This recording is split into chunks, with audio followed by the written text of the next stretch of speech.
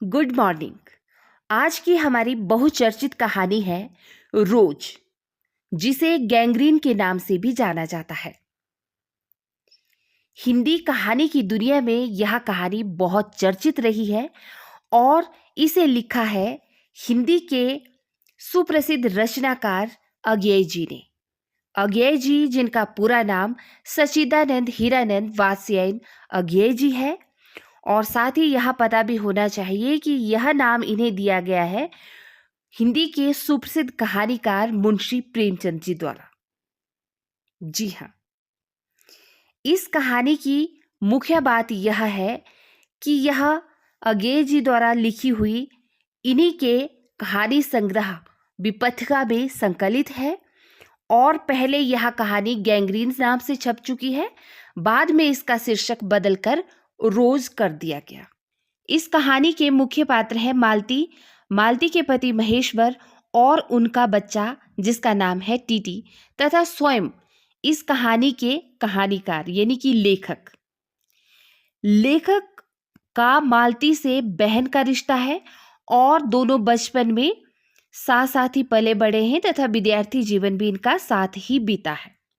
इसीलिए यह कहानी आपको आत्मकथात्मक शैली के तौर पर देखने को मिलती है। यह कहानी विवाहित महिला मालती के जीवन पर आधारित है।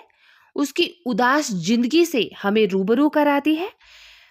मालती का ज्यादातर समय घरेलू कामों में बीतने वाला एक उबाऊ जीवन है, जिसकी वजह से वह उब जाती है, क्योंकि यहाँ पर हमें देखने को मिलता है कि विद्यार्थी जीवन में तो मालती बड़ी चंचल स्वभाव की लड़की होती है, लेकिन आफ्टर मैरिज, शादी के बाद वह बिल्कुल उदास जिंदगी जीने पे मजबूर हो जाती है। कहानी में मालती के जीवन की निराशा और करुण स्थिति को एक घंटे की आवाज से दिखाया गया है। कहानी का केंद्रीय संदेश भी यही है कि दिनचर्या से उब जाना स्वाभाविक होता है। कहानी में मालती के पति महेश्वर एक पहाड़ी गांव में सरकारी डिस्पेंसरी में डॉक्टर हैं और जो लेखक हैं जिनका मालती के साथ बहन का रिश्ता है, वे काफी सालों के बाद, यानी बचपन उनका साथ बीता, विद्यार्थी जीवन साथ बीता, लेकिन जब से मालती की शादी हुई है उसके बाद वो पहली बार, यानी कि काफी साल के बाद वह मालती से मिलने आए हैं। तो आइए इस कहानी में देखते हैं, हम मालती की उदास जिंदगी के बारे में जानते हैं और साथ ही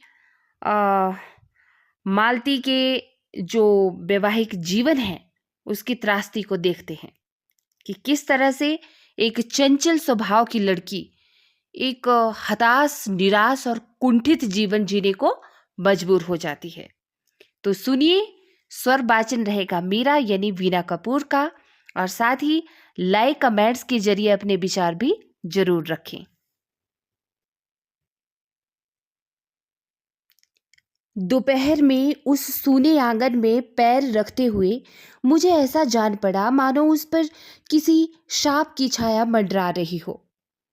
उसके वातावरण में कुछ ऐसा अकथ्य, असपृश्य, किंतु फिर भी बोझिल और प्रकंपमय और घना सा फैल रहा था। मेरी आहट सुनते ही मालती बाहर निकली। मुझे देखकर, पहचानकर उसकी मुरझाई हुई मुख मुद्रा तनिक से मीठे विस्मय से जागी सी और फिर पूर्ववत हो गई। उसने कहा, आ जाओ, और बिना उत्तर की प्रतीक्षा किए भीतर की ओर चली। मैं भी उसके पीछे हो लिया। भीतर पहुंचकर मैंने पूछा, वे यहां नहीं हैं? तो मालती ने कहा, अभी आए नहीं, दफ्तर में हैं। वे यानी कौन? मालती के पति महेश्वर। किसने पूछा? यहाँ पर लेखक स्वयं, जो कहानीकार है, ठीक है, वे अपनी बहन मालती से मिलने आए हुए उसके घर, और जैसे ही उसके घर आते हैं तो वो पूछते हैं कि वे यहाँ नहीं हैं, यानी कि मालती से पूछते हैं कि आपके पति यहाँ नहीं है। तो मालती कहती है कि अभी आए नहीं हैं, दफ्तर में हैं, थोड़ी देर में आ जाएंगे, कोई 1:30-2 बजे आया करते हैं।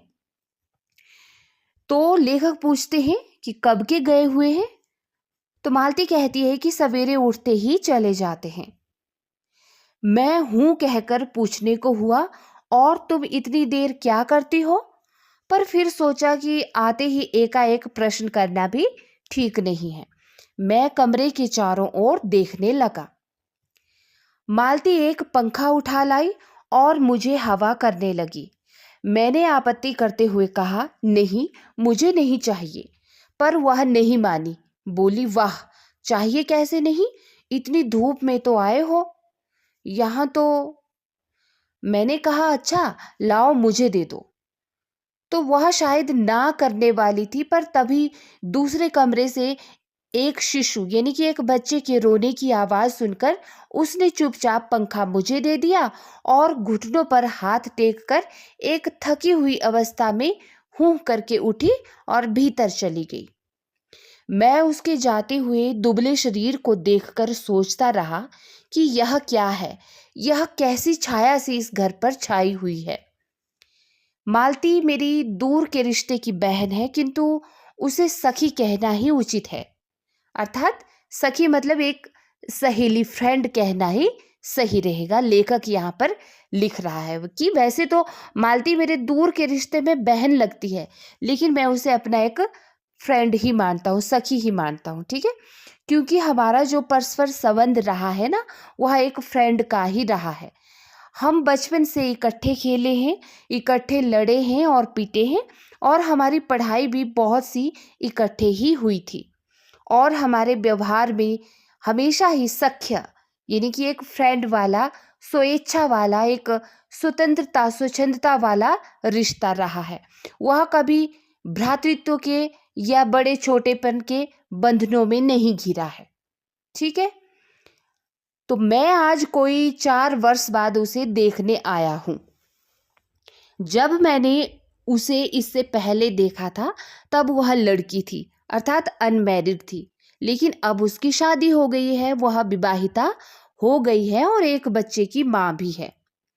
इससे कोई परिवर्तन उसमें आया होगा, मतलब शादी के बाद उसमें कोई बदलाव आया होगा, लेखक यहाँ पर यह कह रहे हैं स्वयं। और यदि आया होगा तो क्या, यह मैंने अभी तक सोचा नहीं था। किंतु अब उसकी पीठ की ओर देखता हुआ मैं सोच रहा था कि यह कैसी छाया इस घर पर छाई हुई है, और विशेषतः मालती पर।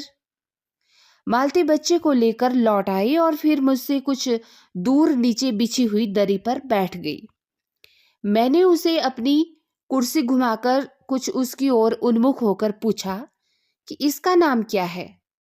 तो मालती ने बच्चे की ओर इशारा करते हुए देखते हुए उत्तर दिया कि नाम तो अभी इसका कोई निश्चित नहीं किया है, वैसे हम इसे प्यार से टीटी कहते हैं। तो मैंने उसे बुलाया, टीटी टीटी आजा। पर वह अपनी बड़ी बड़ी आंखों से मेरी ओर देखता हुआ अपनी माँ से चिपट गया और एक रुआंसा सा होकर कहने लगा, मतलब वह बच्चा रोने लगा, है ना। और मालती ने फिर उसकी ओर एक नजर से देखा और फिर बाहर आंगन की ओर देखने लगी। काफी देर मौन रहा। थोड़ी देर तक तो वह मौन आकस्मिक ही था, जिसमें मैं प्रतीक्षा में था कि मालती कुछ मुझसे पूछे। किंतु उसके बाद एकाएक मुझे ध्यान हुआ कि मालती ने कोई बात ही नहीं की। मुझसे यह भी नहीं पूछा कि मैं कैसा हूँ और यहाँ कैसे आया हूँ, बस चुप बैठी है। क्या विवाह के 2 वर्ष में ही वह बीते दिन भूल गई, या अब मुझे दूर इस विशेष अंतर पर रखना चाहती है, क्योंकि वह निर्बाध स्वच्छंदता अब तो नहीं हो सकती। पर फिर भी ऐसा मौन, ऐसी चुप्पी जैसे कोई अजनबी से भी नहीं होना चाहिए। तो मैंने कुछ खिन्न सा होकर पूछा, दूसरी ओर देखते हुए कहा कि जान पड़ता है तुम्हें मेरे आने से कोई ज्यादा प्रसन्नता नहीं हुई। तो उसने एकाएक चौंक कर कहा, यह एक प्रश्न सूचक था, किंतु इसलिए नहीं कि मालती ने मेरी बात सुनी नहीं थी, केवल विस्मय के कारण। इसलिए मैंने अपनी बात दोहराई नहीं, चुप बैठ रहा। मतलब यहाँ पर लेखक कहना चाहता है कि मैं मालती के पास आया हूँ, इतने सालों के बाद हम मिले हैं, तो मैं सोच रहा हूँ कि मालती मुझसे बातें क्यों नहीं कर रही हैं, क्यों मुझसे नहीं पूछ रही हैं कि किस तरह से आए, कैसे आए। इतने सालों में बिल्कुल चुपचाप बैठी है, गुमनाम सी। तो इस बात से मुझे तकलीफ हुई, लेखक यह कहना चाह रहा है। ठीक है। लेकिन जब मैंने उससे यह पूछा भी कि क्या तुम खुश नहीं हो मुझे यहाँ देखकर, तो उसने सिर्फ हूँ कहा। ठीक है। अब उस हूँ का क्या मतलब था, यह मैं समझ नहीं पाया। इसीलिए कहता है कि मैंने अपनी बात दोबारा से दोहराई भी नहीं, मैं चुप बैठा रहा। मालती कुछ बोली ही नहीं। तब थोड़ी देर बाद मैंने उसकी ओर देखा। वह एकटक मेरी ओर देख रही थी, किंतु मेरे उधर उन्मुख होते ही उसने अपनी आंखें नीचे कर ली। मतलब जैसे ही मैंने उसे देखा कि वह मुझे देख रही है, तो उसने अपनी आंखें नीची कर ली। फिर भी मैंने देखा कि उन आंखों में कुछ विचित्र सा भाव था, मानो मालती के भीतर कहीं कुछ चेष्टा कर रहा हो, किसी बीती हुई बात को याद करने की, या किसी बिखरे हुए वायुमंडल को पुनः जगाकर गतिमान करने की, किसी टूटे हुए व्यवहार तंतु को पुनर्जीवित करने की और चेष्टा में सफल न हो रहा हो। वैसे जैसे बहुत देर से प्रयोग में न लाए हुए अंग को व्यक्ति एकाएक उठाने लगे और पाए कि वह उठता ही नहीं है, यानी कि एक चिर विस्मृति में मानो मर गया है। उतने क्षीण बल से यद्यपि वह सारा प्राप्य बल है, उठ नहीं सकता। मुझे ऐसा जान पड़ा कि मानो किसी जीवित प्राणी के गले में किसी मृत जंतु का तोक डाल दिया गया हो। वह उसे उतारकर फेंकना चाहती है, पर फिर भी ना उतार पाए। मतलब उस लेखक ने देखा कि मालती एक गुमनाम की तरह बैठी है, ना मुझसे ज्यादा बातें कर रही है, मेरी ओर एकटक घूरे जा रही है। ऐसा लग रहा है उसको देखकर कि मानो वह कुछ याद कर रही हो पहले की बात, वह कुछ कहना चाहती हो, कुछ कहने की कोशिश कर रही हो, लेकिन फिर भी वह मजबूर है, कुछ व्यक्त नहीं कर पा रही है, कुछ कह नहीं पा रही है। मतलब मालती को देखकर ऐसा प्रतीत हो रहा था, ऐसा लग रहा था। तभी किसी ने किवाड़ खटखटाए, किवाड़ अर्थात दरवाजे की कुंडी खटखटाई, बाहर से दरवाजे को खटखटाया। तो मैंने मालती की ओर देखा, पर वह हिली नहीं, वह बिल्कुल वैसे ही बैठी थी। तब दोबारा से किवाड़ खटखटाने की आवाज आती है, तो तब वह शिशु यानी कि अपने बच्चे को अलग करके उठती है और किवाड़ खोलती है। ठीक है, दरवाजा खोलती है। वे यानी मालती के पति आए, महेश्वर जिनका नाम होता है। ठीक है। तो मैंने उन्हें पहली बार देखा था, यदि भी फोटो से उन्हें पहचानता था, लेकिन पहली बार उनसे परिचय हुआ, यानी कि पहली बार उनसे मिलना हुआ। मालती खाना तैयार करने आंगन में चली गई और हम दोनों भीतर बैठकर बातचीत करने लगे। उनकी नौकरी के बारे में, उनके जीवन के बारे में, उस स्थान के बारे में और ऐसे अन्य विषयों के बारे में जो पहले परिचय पर अक्सर उठा करते हैं, एक तरह का सुरक्षात्मक कवच बनकर। मतलब जब भी कोई दो आदमी पहली बार मिलते हैं ना, तो जाहिर सी बात है उनका हाल चाल पूछते हैं, उनकी नौकरी पेशे के बारे में पूछते हैं कि आप क्या करते हैं। तो उसी तरह की बातचीत स्वयं लेखक और मालती के पति के बीच में, महेश्वर के बीच में होती है, उन दोनों के बीच में। ठीक है। तो मालती के पति का नाम महेश्वर है और वह एक पहाड़ी गांव में सरकारी डिस्पेंसरी के एक डॉक्टर हैं। उसी हैसियत से इन क्वार्टरों में रहते हैं।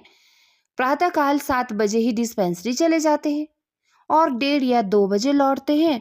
उसके बाद दोपहर भर छुट्टी रहती है। केवल शाम को 1-2 घंटे फिर चक्कर लगाने के लिए जाते हैं।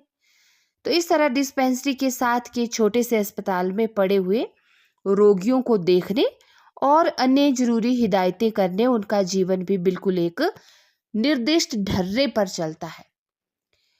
नित्य वही काम, उसी प्रकार के मरीज, वही हिदायतें, वही नुस्खे, वही दवाइयाँ, वह स्वयं उकताए हुए हैं। और इसीलिए और साथ ही इस भयंकर गर्मी के कारण वह अपने फुर्सत के समय में भी सुस्ती रहते हैं। मतलब लेखक यहाँ पर मालती के पति के बारे में कह रहे हैं कि रोज उनका एक ही शेड्यूल है। ठीक है, कि 7 बजे रूम से निकलकर अपने दफ्तर चले जाना और वहाँ पर वही हिदायतें देना, मरीजों को देखना, वही दवाइयाँ देना। मतलब कहीं ना कहीं ऐसा लगता है कि वह महेश्वर भी अपनी उस रोजमर्रा की एक ही लाइफस्टाइल से उकता गए हैं, उब गए हैं। और ऊपर से गर्मी का मौसम भी है, उसकी वजह से भी सुस्त रहते हैं। तो आगे लिखते हैं लेखक कि मालती हम दोनों के लिए खाना ले आई। मैंने पूछा, तुम नहीं खाओगी या खा चुकी हो? तो महेश्वर कुछ हंसकर बोलते हैं कि वह बाद में खाया करती है, वह पीछे खाया करती है। पति 2:30 बजे खाने के लिए आते हैं और इसीलिए पत्नी फिर बाद में 3 बजे तक भूखी बैठी रहती है।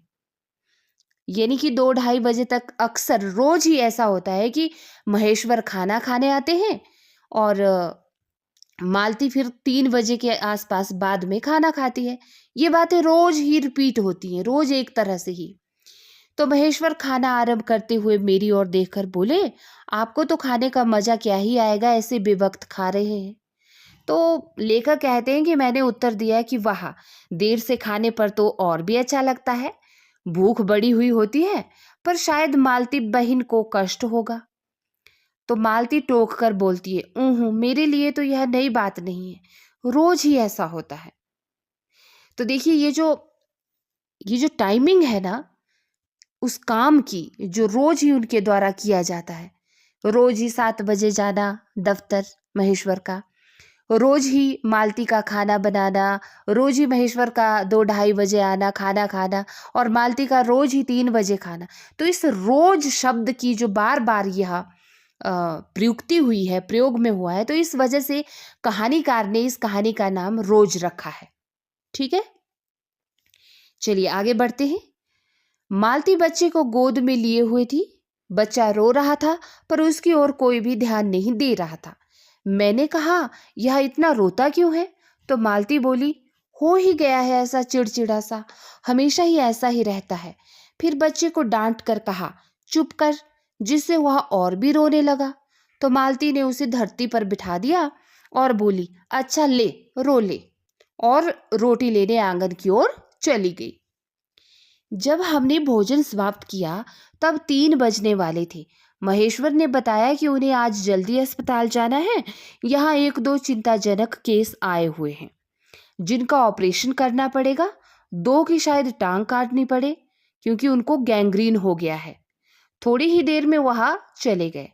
मालती किवाड़ बंद कर आई और मेरे पास बैठने ही लगी थी कि मैंने कहा, अब खाना तो खा लो, मैं उतनी देर टीटी से खेलता हूँ। तो वह बोली, खा लूंगी, मेरे खाने की कौन बात है, किंतु चली गई। मैं टीटी को हाथ में लेकर झुलाने लगा जिससे वह कुछ देर के लिए शांत हो गया। दूर शायद अस्पताल में ही 3 खड़के। एकाएक में चौंका। मैंने सुना मालती वहीं आंगन में बैठी अपने आप ही एक लंबी सी थकी हुई सांस के साथ कह रही है, 3 बज गए, मानो बड़ी तपस्या के साथ या तपस्या के बाद कोई कार्य संपन्न हो गया हो। ठीक है, तो थोड़ी ही देर में मालती फिर आ गई। मैंने पूछा, तुम्हारे लिए कुछ बचा भी था खाने को? सब कुछ तो हमने खा लिया। तो मालती ने कहा कि बहुत था। हाँ, बहुत था, भाजी तो सारी की सारी मैं ही खा गया था, वहां बचा कुछ होगा नहीं, यूं ही रोब तो न जमाओ कि बहुत था, मैंने हंसकर कहा। तो मालती मानो किसी और विषय की बात कहती हुई बोली कि यहाँ सब्जी वब्जी तो कुछ होती ही नहीं, कोई आता जाता है तो नीचे से मंगा लेते हैं। मुझे आए 15 दिन हुए हैं, जो सब्जी साथ लाए थे वह अभी अभी तक बढ़ती जा रही है, मतलब मालती कह रही है। तो मैंने पूछा, कोई नौकर नहीं है क्या? तो कहती है कि कोई ठीक मिला ही नहीं, शायद 1-2 दिन में हो जाए। तो मैंने पूछा कि बर्तन भी तुम ही मांजती हो? तो मालती ने कहा कि और कौन मांजेगा। ऐसा कहकर मालती क्षण भर आंगन में जाकर लौट आई। तो मैंने पूछा, कहाँ गई थी? तो कहा मालती ने कि आज पानी ही नहीं आया है तो बर्तन कैसे मंजेगी। क्यों, पानी को क्या हुआ? मैंने पूछा। तो मालती ने कहा कि रोज ही होता है, कभी वक्त पर तो आता नहीं, आज शाम को 7 बजे आएगा, तब जाकर बर्तन मंजेंगे फिर। तो मैंने कहा कि चलो, तुम्हें 7 बजे तक तो छुट्टी हुई। कहते कहते मैं मन में सोचने लगा कि अब इसे रात के 11 बजे तक काम करना पड़ेगा, छुट्टी क्या खाक हुई। तो यही उसने कहा कि मेरे पास कोई उत्तर नहीं था, पर मेरी सहायता टीटी ने की। एकाएक फिर रोने लगा और मालती के पास जाने की चेष्टा करने लगा, तो मैंने भी उसे दे दिया। थोड़ी देर फिर मौन रहा। मैंने जेब से अपनी नोटबुक निकाली और पिछले दिनों के लिखे हुए नोट देखने लगा। तब मालती को याद आया कि उसने मेरे आने का कारण तो पूछा ही नहीं, और फिर वह बोली, यहाँ आए कैसे? तो मैंने कहा, अच्छा अब याद आया, तुमसे मिलने आया था। और क्या करने? तो 1-2 दिन रहोगे ना? नहीं, कल चला जाऊंगा। जाना जरूरी है? हाँ, जाना जरूरी है। मतलब? लेखक कहता है। तो मालती इस पर कुछ नहीं बोली, कुछ खिन्न सी हो गई। मैं फिर नोटबुक की ओर देखने लगा। थोड़ी देर बाद मुझे भी ध्यान हुआ कि मैं आया तो हूँ मालती से मिलने, किंतु यहाँ वह बात करने को बैठी है और मैं पढ़ रहा हूँ। पर बात भी की जाए तो क्या बात की जाए? मुझे ऐसा लग रहा था कि इस घर पर जो एक अजीब सी छाया घिरी हुई है, वह अज्ञात रहकर भी मानो मुझे भी वश में कर रही हो। मैं भी वैसा ही नीरस, निर्जीव सा हो रहा हूँ, जैसे, हाँ, जैसे यह घर, जैसे मालती। मैंने पूछा, तुम कुछ पढ़ती लिखती नहीं क्या? मैं चारों ओर देखने लगा कि कहीं किताबें दिख पड़े। यहाँ कहकर मालती थोड़ी हंस दी। वह हंसी कह रही थी कि यहाँ पढ़ने को है ही क्या। तो मैंने कहा, अच्छा, मैं वापस जाकर कुछ पुस्तकें तुम्हें जरूर भेजूंगा। और फिर वार्तालाप फिर समाप्त हो गया। मतलब इस तरह की बातचीत होती है उन दोनों के बीच में, फिर चुप्पी आ जाती है। फिर वह भी चुप हो जाती है, वह भी चुप हो जाता है। फिर थोड़ी देर के बाद मालती ने फिर पूछा कि आए कैसे हो, लॉरी में? तो लेखक बोलता है कि नहीं, पैदल। तो वो बोलती, इतनी दूर? बड़ी हिम्मत की। आखिर तुमसे मिलने आया हूं मालती। ऐसे ही आए हो? नहीं, कुली पीछे आ रहा है सामान लेकर, मैंने सोचा बिस्तरा ले ही चलूं। तो मालती कहती है कि अच्छा किया, यहाँ तो बस। कहकर मालती फिर चुप हो गई। फिर बोली, तब तुम थके होंगे, लेट जाओ। तो मैंने कहा, नहीं, बिल्कुल नहीं थका, रहने भी तो थके नहीं। भला थके क्यों ना हो? तो मैंने पूछा, अच्छा मैं लेट जाऊंगा तो तुम क्या करोगी? तो कहती है कि मैं बर्तन मांजे रखती हूँ, पानी आएगा तो धुल जाएंगे।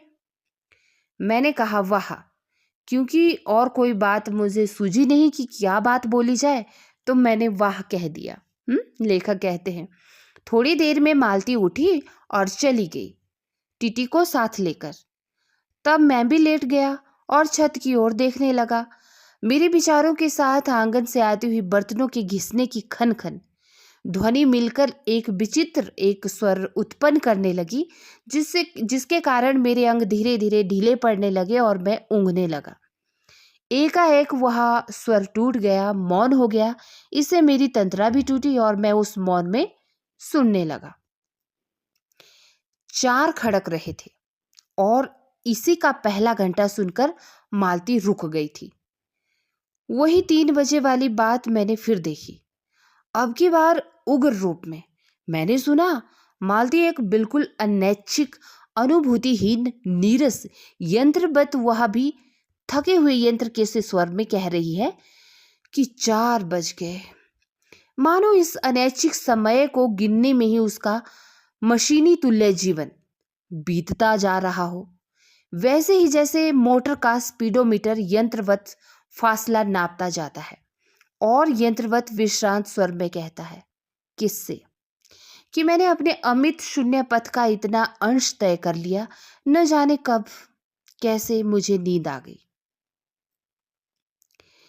तब 6 कभी के बज चुके थे। ठीक है, क्या कह रहा है लेखक कि तब 6 कभी के बज चुके थे जब किसी के आने की आहट से मेरी नींद खुली। मतलब इस तरह से लेखक जो लेट गया था उसे फिर नींद आ जाती है। फिर कम से कम 6 बजे के आसपास जब किसी के आने की आहट होती है तो उनकी नींद खुल जाती है और वे देखते हैं कि महेश्वर अपनी ड्यूटी से लौट आए हैं, यानी मालती के पति, और उनके साथ ही बिस्तर लिए हुए मेरा कुली भी आ गया है। मैं मुंह धोने को पानी मांगने को ही था कि मुझे याद आया कि पानी तो होगा नहीं, क्योंकि पानी बेवक्त आता है, टाइम से आता नहीं। तो मैंने हाथों से अपने मुंह को पोंछते पोंछते महेश्वर से पूछा, आपने आने में बड़ी देर कर दी? तो उन्होंने किंचित ग्लानि भरे स्वर में कहा कि हाँ, आज वह गैंग्रीन का ऑपरेशन करना ही पड़ा। एक कराया हूं और दूसरे को एम्बुलेंस में बड़े अस्पताल में भिजवा दिया है। तो मैंने पूछा, गैंग्रीन कैसे हो गया? दरअसल ये जो गैंग्रीन है ना, यह एक तरह की बीमारी है। ठीक है, एक लाइलाज बीमारी होती है जो मतलब किसी भी दवाई से खत्म नहीं होती। या तो उसमें किसी का अगर किसी की टांग में हो गई हो यह बीमारी तो फिर टांग ही काटनी पड़ती है, या हाथ में हो गई हो बाजू में तो फिर वो पूरा बाजू काटना पड़ता है। इस तरह की एक लाइलाज बीमारी होती है यह। तो महेश्वर कहते हैं कि एक कांटा चुभा था, बस उसी से गैंग्रीन हो गया। बड़े लापरवाह होते हैं यहाँ के लोग। तो मैंने पूछा, यहाँ आपको केस अच्छे मिल जाते होंगे और जिससे आपकी इनकम के लिहाज से मतलब अच्छा ही रहता होगा, है ना? इनकम के लिहाज से नहीं, एक डॉक्टरी के अभ्यास के लिए भी आपका अच्छा अभ्यास हो जाता होगा। तो बोले हाँ, मिल ही जाते हैं।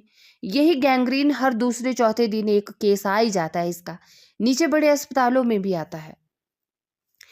तो ये सब बातें मालती आंगन से सुन रही थी। अब आ गई और बोली, हाँ, केस बनाते देर ही क्या लगती है। कांटा चुभा था और इस पर टांग काटनी पड़े, यह भी कोई डॉक्टरी है?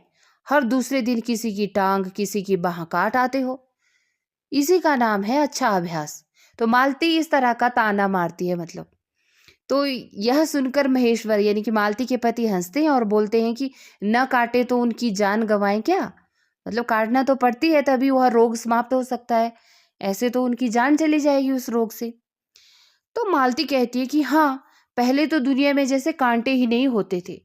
आज तक तो हमने कभी सुना नहीं कि कांटों के चुभने से भी कोई मर जाता है या कोई इस तरह की बीमारी होती है।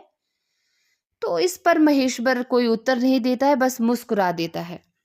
मालती मेरी ओर देखकर बोलती है कि ऐसे ही होते हैं डॉक्टर, सरकारी अस्पताल है ना, क्या परवाह है।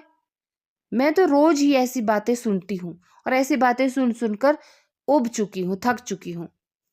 अब कोई मर मुर जाए तो ख्याल भी नहीं आता मुझे, या इस तरह की बातें भी पता नहीं होती। लेकिन पहले जब शुरू शुरू में मालती कहती है कि मैं इस तरह की बातें सुनती थी तो रात रात भर मुझे नींद भी नहीं आती थी। लेकिन अब इन बातों को सुनने की मैं इतनी आदी हो चुकी हूँ कि मैं इन बातों को सुन सुनकर उब चुकी हूँ। मतलब अब इन बातों से मुझे फर्क ही नहीं पड़ता। मालती के कहने का यहाँ पर ये मतलब है। तभी आंगन में खुले हुए नल ने कहा, tip tip tip tip tip tip. यानी कि मालती ने कहा कि पानी पानी आ गया और उठकर चली गई। खनखनाहट से हमने जाना कि बर्तन धोए जाने लगे हैं, है ना? पानी आया तो जो बर्तन मालती ने मांज रखे थे उनको फिर वह धोने लगी। तो टीटी महेश्वर की टांगों के सहारे खड़ा मेरी ओर देख रहा था। लेखक कहता है, अब एकाएक उन्हें छोड़कर मालती की ओर खिसकता हुआ चला। महेश्वर ने कहा, उधर मत जा, और उसे गोद में उठा लिया। तो वह मचलने और चिल्ला चिल्लाकर फिर रोने लगा अपनी मम्मी के पास जाने के लिए, है ना? तो महेश्वर बोले, अब रो रो कर सो जाएगा तभी घर में चैन होगी। तो मैंने पूछा, आप लोग भीतर ही सोते हैं क्या? गर्मी तो बहुत होती होगी। तो महेश्वर ने कहा कि होने को तो मच्छर भी बहुत होते हैं यहाँ पर यह लोहे की पलंग उठाकर बाहर कौन ले जाए। अब के नीचे जाएंगे तो चारपाइयाँ ले आएंगे। फिर कुछ रुककर बोले, आज तो बाहर ही सोएंगे, आपके आने का इतना लाभ तो होगा। तो टीटी अभी तक रोता ही जा रहा था कि महेश्वर ने उसे एक पलंग पर बिठा दिया और पलंग बाहर खींचने लगे। मैंने कहा कि मैं मदद करता हूँ।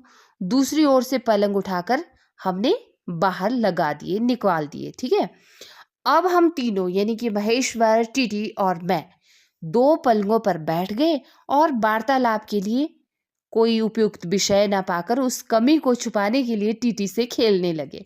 बाहर आकर वह कुछ चुप सा हो गया था, किंतु बीच बीच में जैसे एकाएक कोई भूला हुआ कर्तव्य याद करके रो उठता था और फिर एकदम चुप हो जाता था।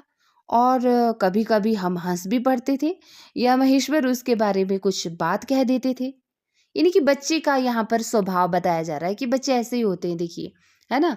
बीच बीच में रोने लगते हैं, बीच बीच में चुप हो जाते हैं अगर उनसे कोई बात करने लगता है या खेलने लगता है तो। मालती बर्तन धो चुकी थी, जब वह उन्हें लेकर आंगन के एक और रसोई के छप्पर की ओर चली, तब महेश्वर ने कहा कि थोड़े से आम लाया हूँ, वह भी धो लेना। तो मालती पूछती है कि कहाँ है आम? तो महेश्वर कहता है कि अंगीठी पर रखे हैं, कागज में लिपटे हुए। मालती ने भीतर जाकर आम उठाए और अपने आंचल में डाल लिए। जिस कागज में वे लिपटे थे वह किसी पुराने अखबार का टुकड़ा था। मालती चलती चलती संध्या के उस क्षण प्रकाश में उस कागज के टुकड़े को पढ़ती जा रही थी। वह नल के पास जाकर खड़ी उसे पढ़ती रही। जब दोनों ओर पढ़ चुकी तब एक लंबी सांस लेकर उसे फेंककर आम धोने लगी। तो यही देखकर लेखक कहता है कि मुझे एकाएक याद आया कि बहुत दिनों की पहले की बात थी जब हम स्कूल में भर्ती हुए थे। यानी कि हम कौन? लेखक और मालती। तो उन्हें बचपन की याद आती है जब वो स्कूल में होते हैं। तो बोलता है कि स्कूल में जब हम भर्ती हुए थे, जब हमारा सबसे बड़ा सुख होता था, सबसे बड़ी विजय होती थी, हाजिरी लगाने के बाद चोरी से क्लास के निकलकर भाग जाना और स्कूल से कुछ दूरी पर आम के बगीचे में पेड़ों पर चढ़कर कच्ची अमियां तोड़ तोड़ कर खाना। मुझे याद आया कि कभी जब मैं भाग आता था और मालती नहीं आ पाती थी, तब भी मैं मन से लौट आया करता था। तो मालती कुछ नहीं पढ़ती थी उस समय, जब वह स्कूल में होती थी ना, तो कुछ नहीं पढ़ती थी। उसके माता पिता भी उसके इस व्यवहार से तंग थे। एक दिन उसके पिता ने उसे एक पुस्तक ला कर दी थी और कहा था कि इसके 20 पेज रोज पढ़ा करो। हफ्ते एक हफ्ते भर के बाद मैं देखूंगा कि तूने इसे समाप्त कर लिया है कि नहीं पढ़कर, नहीं तो मार मार कर चमड़ी उधेड़ दूंगा। तो मालती ने चुपचाप किताब तो ले ली थी उस समय, पर क्या उसने पढ़ी? वह नीते ही उसके 10 पन्ने, रोज 10-20 पन्ने फाड़कर फेंक देती थी और अपने खेल खेलने में लग जाती थी। और ऐसा करने में उसे किसी भी तरह का कोई फर्क नहीं पड़ता था, ना ही वो पढ़ने देती थी। मतलब खेलना जरूर है मालती ने, पढ़ना नहीं है। रोज 10-20 पन्ने उस किताब के फाड़ कर फेंक देगी, लेकिन अपने खेल खेलने में किसी तरह का फर्क नहीं पड़ने देती थी। जब 8वें दिन उसके पिता ने पूछा कि किताब समाप्त कर ली, तो उसने उत्तर दिया कि हाँ कर ली। पिता ने कहा लाओ मैं प्रश्न पूछूंगा, तो चुप खड़ी रही। पिता ने कहा तो उद्दत स्वर में बोली, किताब मैंने फाड़कर फेंक दी है, मैं नहीं पढ़ूंगी। उसके बाद वह बहुत पिटी, मतलब अपने पापा से उसने बहुत डांट खाई, मार भी खाई, है ना।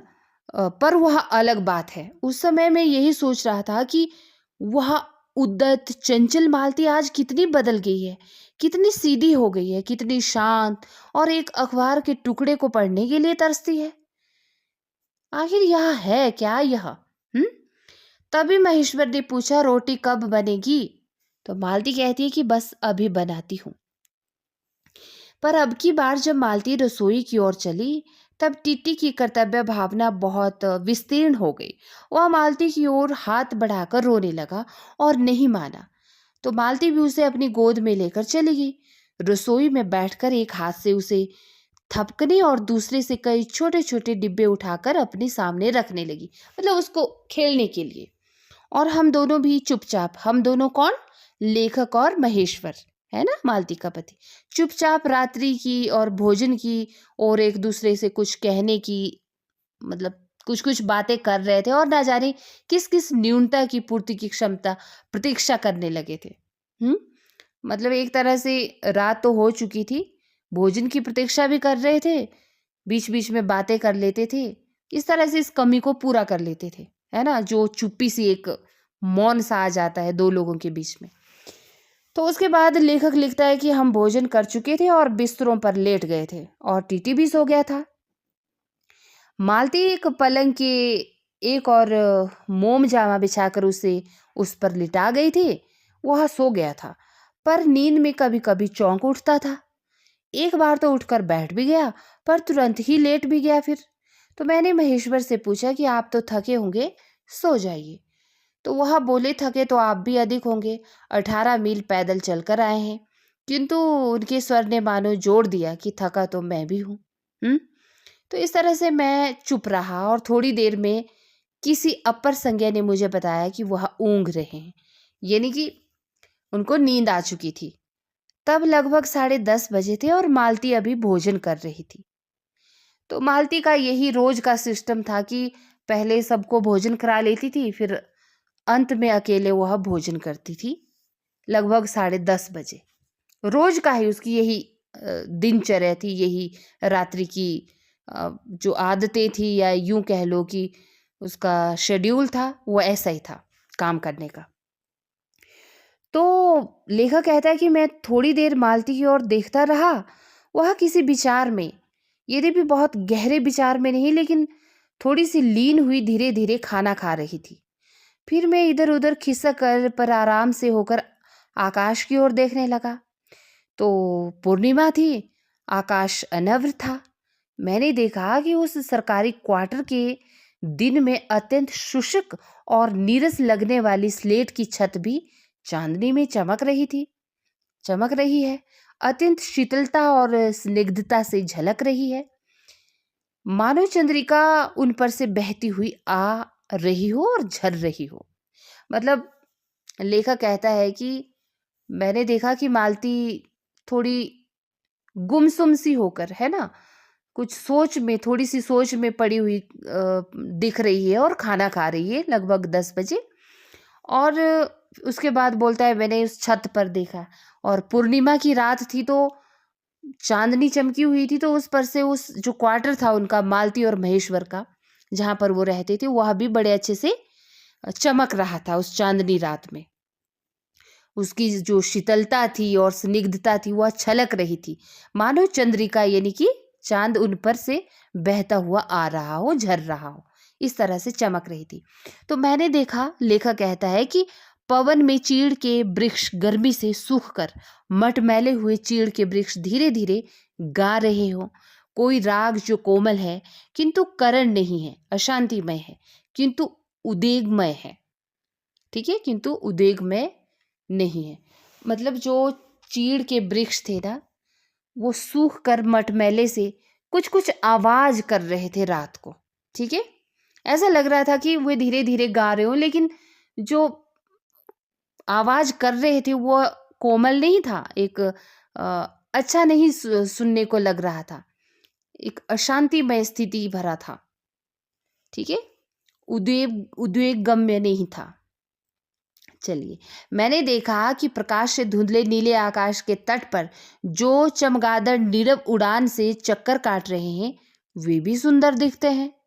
तो इस तरह मैंने देखा कि दिन भर की तपन, अशांति, थकान, दाह पहाड़ों में से भाप से उठकर वातावरण में खोए जा रहे हैं, जिसे ग्रहण करने के लिए पर्वत शिशु ने अपनी चीड़ वृक्ष रूपी भुजाएं आकाश की ओर बढ़ा रखी हैं। तो ये तो लेखक का अंदाज है, उस रात्रि का जो दृश्य था उसको अ, किस तरह से वो अपने शब्दों के जरिए, लेखनी के जरिए हमारे सामने रख रहे हैं। ये लिखने का अंदाज है, ये शैली है लेखक की, है ना। पर यह सब मैंने ही देखा, अकेले मैंने, क्योंकि महेश्वर निद्रा में ऊँघ रहे थे और मालती उस समय भोजन से निवृत्त होकर दही जमाने के लिए मिट्टी का बर्तन गर्म पानी से धो रही थी और कह रही थी कि अभी छुट्टी हुई जाती है।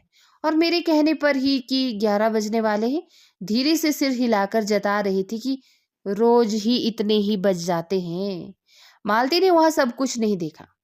मालती का जीवन अपनी रोज की नियत गति से बहा जा रहा था और एक चंद्रमा की चंद्रिका के लिए, एक संसार के लिए रुकने को तैयार नहीं था। लेखक यहाँ पर यह कहना चाह रहे हैं कि जो चांदनी रात में जो आकाश की स्थिति होती है और धरती की स्थिति होती है, उस वातावरण में खोने का, उसमें जीने का, मजा लेने का समय मालती के पास है ही नहीं। बस उसको रोज की तरह वो अपने ही काम करने हैं, उसी का ध्यान है, बाकी उसका और कहीं भी ध्यान नहीं है। तो लेखक कहता है कि चांदनी में शिशु कैसा लगता है। इस अलस जिज्ञासा से मैंने टीटी की ओर देखा और वह एकाएक मानो किसी शैशवोचित वामता से उठा और खिसकर पलंग से नीचे गिर पड़ा और फिर चिल्ला चिल्ला कर रोने लगा। तो महेश्वर ने चौंक कर कहा, क्या हुआ? तो मैं झपट कर उसे उठाने दौड़ा कि मालती रसोई से बाहर निकल आई। मैंने खट उस खट शब्द को याद करके धीरे से करुणा भरे स्वर में कहा कि ओह, चोट बहुत लग गई बेचारे को। तो यह सब मानो एक ही क्षण में, एक ही क्रिया में, एक ही गति में हो गया। मतलब एकदम से वहाँ गिर पड़ा बेचारा बच्चा और फिर रोने लगा। लेकिन मालती ने रोते हुए शिशु को मुझसे लेने के लिए हाथ बढ़ाते हुए कहा कि इसको तो चोटें लगती ही रहती है, रोज ही गिरता रहता है, रोज ही गिर पड़ता है। तो फिर एक छोटे क्षण भर के लिए मैं स्तब्ध हो गया, स्तब्ध यानी कि हैरान हो गया। फिर एकाएक मेरे मन ने, मेरे समूचे अस्तित्व ने विद्रोह के स्वर में कहा कि मेरे मन में न भीतर न बाहर एक शब्द भी नहीं निकला, और यह माँ है, एक युवती माँ, यह तुम्हारे हृदय को क्या हो गया है जो तुम अपने एकमात्र बच्चे के गिरने पर भी ऐसी बात कह सकती हो, और यह अभी जब तुम्हारा सारा जीवन तुम्हारे आगे है। मतलब यहाँ पर लेखक यह कहना चाह रहे हैं कि जब किसी बच्चे को चोट आती है ना, तो माँ का हृदय पिघल जाता है, उसे दुख होता है, वह भी पिघल जाती है कि आह मेरे बच्चे को चोट आ गई, कहीं चोट तो नहीं लग गई, तो वह भी भावुक हो जाती है। लेकिन लेखक का कहने का अभिप्राय यहाँ पर यह है कि मैं तो उस माँ को कुछ और ही अवस्था में देख रहा हूं। बच्चे के गिरने से उसको जरा भी दर्द नहीं हुआ, बल्कि उल्टा उसने ऐसे कहा कि इसका तो रोज का ही काम है, रोज गिर पड़ता है। मतलब एक हम कह सकते हैं ना कि एक चिड़चिड़े भरे स्वभाव में वह रहती हो, और ऐसे स्वभाव में मालती रहती है जिससे कि उसे किसी बात का भी फर्क ही नहीं पड़ता। तो मैं, यानी कि लेखक कहता है कि मैं यह सोचने पे मजबूर हो गया है कि अभी तो कुछ ही साल हुए इनकी शादी को, और अभी तो एक ही बच्चा है, और इतनी कम उम्र में ही मालती अपने जीवन से इस कदर निराश हो चुकी है, इस कदर कुंठित हो चुकी थी कि उसे किसी भी बात का फर्क ही नहीं पड़ता है। अभी तो सारा जीवन उसके आगे पड़ा है, वह कैसे सरवाइव करेगी। तो लेखक कहता है कि तब एकाएक मैंने जाना कि वह भावना मिथ्या नहीं है।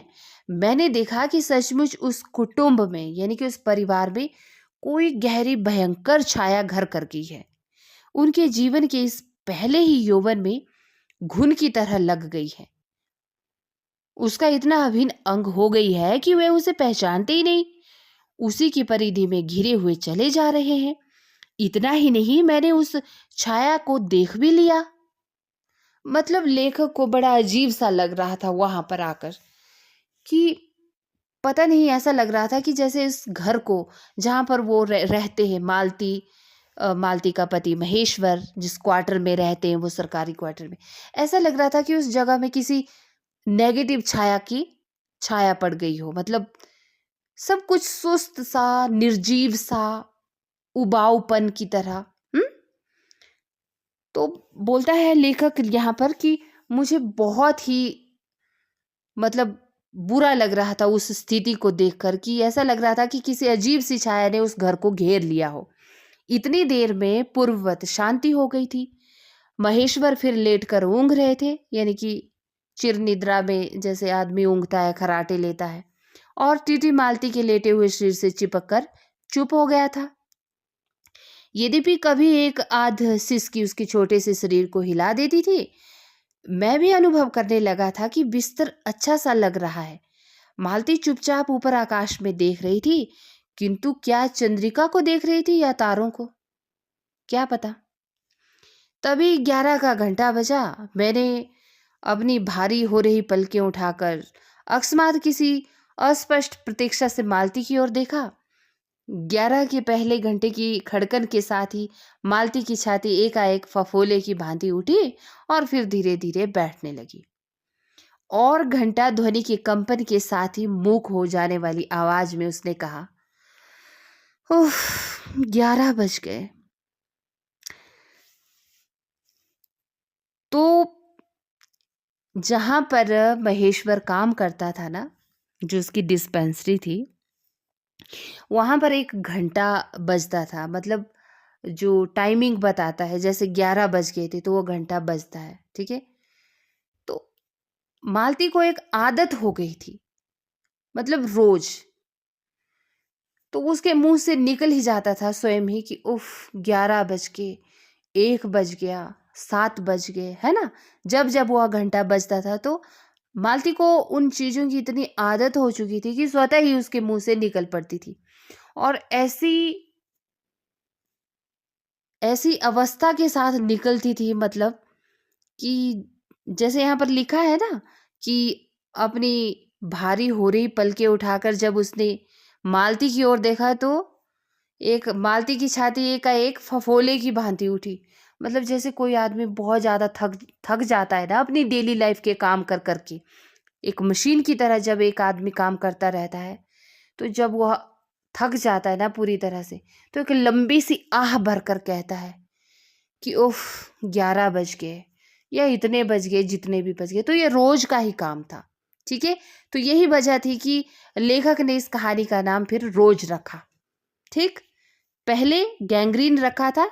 जाहिर सी बात है, गैंग्रीन एक तरह की बीमारी थी, लाइलाज बीमारी, कि जिससे या तो मौत हो जाती थी जब तक उस जिस अंग में वह गैंग्रीन की बीमारी हुई थी उसको काट न लिया जाए। ठीक है, पूरे शरीर में फैल जाती थी।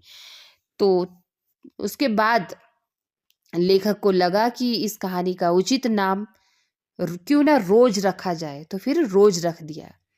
तो यह थी अगेय जी की बड़ी ही सुंदर कहानी रोज। होप आप सभी को पसंद आई हो।